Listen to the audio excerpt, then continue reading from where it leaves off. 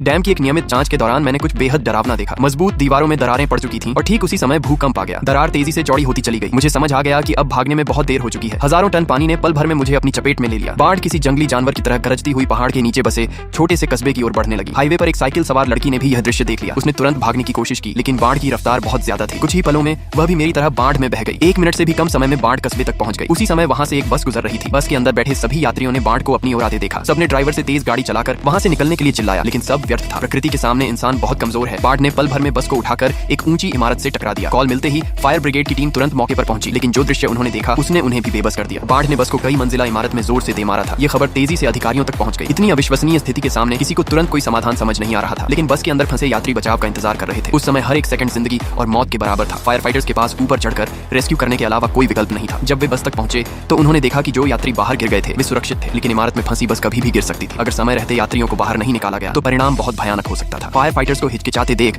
बस के अंदर बैठे यात्रियों ने खुद ही बाहर निकलने की कोशिश की, लेकिन इससे बस और ज्यादा हिलने लगी। फायर फाइटर्स ने तुरंत उन्हें रोका ताकि बस दोनों सिरों से संतुलित रह सके। सबको शांत करने के बाद एक बेहद कठिन बचाव अभियान शुरू किया गया। बस को दोनों सिरों से सहारा देकर स्थिर किया गया और आधिकारिक रूप से रेस्क्यू ऑपरेशन शुरू हुआ। लेकिन तभी एक और समस्या सामने आई। फायर फाइटर्स ने देखा कि एक व्यक्ति बस के नीचे फंसा हुआ है। मौके की स्थिति देखकर साफ था कि उसे बाहर निकालना लगभग असंभव था। इकलौता तरीका था बस के अगले हिस्से को ऊपर उठाना, लेकिन ऐसा करने पर बस इमारत से नीचे गिर सकती थी। इसलिए उससे पहले बस के अंदर मौजूद सभी यात्रियों की स्थिति का आकलन करना जरूरी था। रेस्क्यू का अगला चरण सुचारू रूप से आगे बढ़ा। फायर फाइटर्स की मदद से बाकी सभी यात्री बाहर निकल आए, लेकिन एक युवक ऐसा था जो बस छोड़कर बाहर आने से साफ इनकार कर रहा था।